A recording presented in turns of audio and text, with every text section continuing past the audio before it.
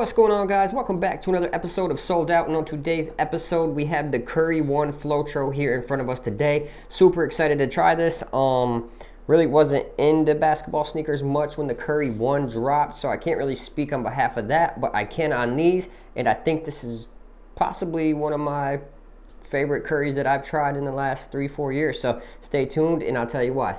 Now, on the heel slipping comfort, no issues with heel slipping comfort whatsoever. This padding right here felt great on foot, comforted my foot very well. Heel lockdown was amazing. No issues with heel lockdown at all. I just locked them up tight right when I got them. There was no cinching, no pinching. It felt great on foot right off the bat. Now down on the laces, no issues with laces whatsoever. Nice high quality flat laces. A couple infrared type speckles on there. Onto the tongue. The tongue felt great on foot. I loved how breathable the tongue was. No issues with that whatsoever. You can see the porting there on the tongue.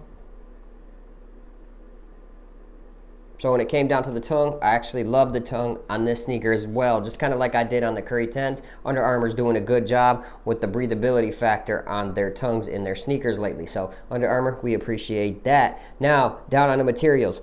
I don't even know what these materials are called. I know that everyone was saying that they changed kind of from like a foam style on the Curry 1 to this one. It's definitely more of a mesh rip stop material.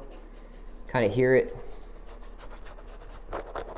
It's like not too rough. It's kind of feels soft to the touch, but all the lines, I don't know if you guys can see the kind of indentations on the sneaker, kind of have like a foam or like a string running through them. I'm not sure what that is, but it doesn't feel like foam.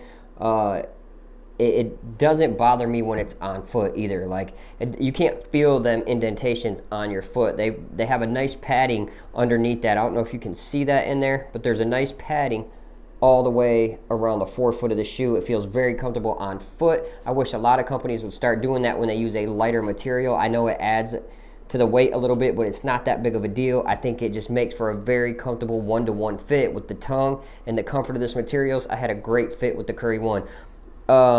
Heat wasn't an issue. I thought with the materials, it doesn't look like breathable mesh. You can see like it's definitely more than one material. That's just the top overlay section.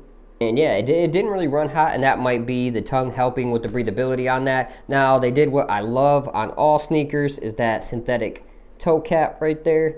Toe draggers, you should be good on this one. As far as playing with this material outside, if you're dragging this material, might get tore up pretty good. But other than that, you should be able to ball at least a whole season outside in these. Unless you're going hard every day outside, then you might want to stay away from the Curry 1 Low Flotro. Now, down onto cushioning. Cushioning is flow. So I thought it was just going to be flow through and through, just like the 8, 9, 10. In the Future X, it felt a little bit softer. I don't know if they did anything different on this, but it did feel softer on foot. It could be the insole. The insole does feel a little bit thicker and a little bit more dense, even more denser than the Curry 10. And not in a bad way, like hard. It just felt more sturdy than the Curry 10 insole. So that definitely could have played a factor in the cushioning. I definitely like the cushioning on these better than any other Curry. And I think that's probably why they're my favorite Curry. Curry 8, Curry 9, Curry 10, it really doesn't matter which sneaker you use. Like, it's going to feel the same. These feel different, and that's why I would probably say this is the best Curry shoe that I have ever tried. And definitely my favorite by far. I wouldn't buy the 8s, 9s, or 10s. Well, I have the 8s, but I wouldn't go back by the 8s, 9s, or 10s. I would get the Curry 1 Flotro if they had better colorways. Not a fan of the Sour Patch colorway. I tried to get that. It sold out. This colorway's got like a weird infrared camo going on. Not a fan of this colorway. I don't know what's up with all these weird colorway drops. I get it. You want people to buy the next color in the hottest color, like the championship colorway if it drops. But could have just dropped like a black and white pair. Something just off the initial jump. These are not it.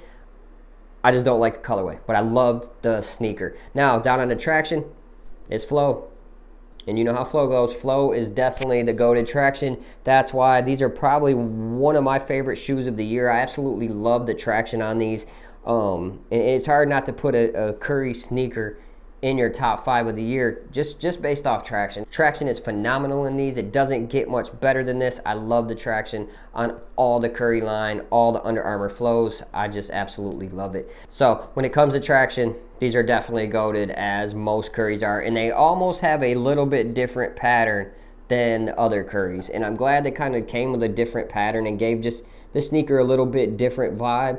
I think herringbone would be dope on these, and we got to get a colored insole. Under Armour, if you know somebody that knows somebody from Under Armour, tell them just to color the flow. If they color the flow, this sneaker would be so dope. All Curry sneakers would be dope, like matching it. Even if they put a black base on here like they do on the running shoes, man, that would be sick. And if you agree with me on that, put some color in the flow. Drop that down in the comments, because this white stuff on the bottom is just getting lame to me, and it's just getting old. Other than that, I have no issues with this sneaker.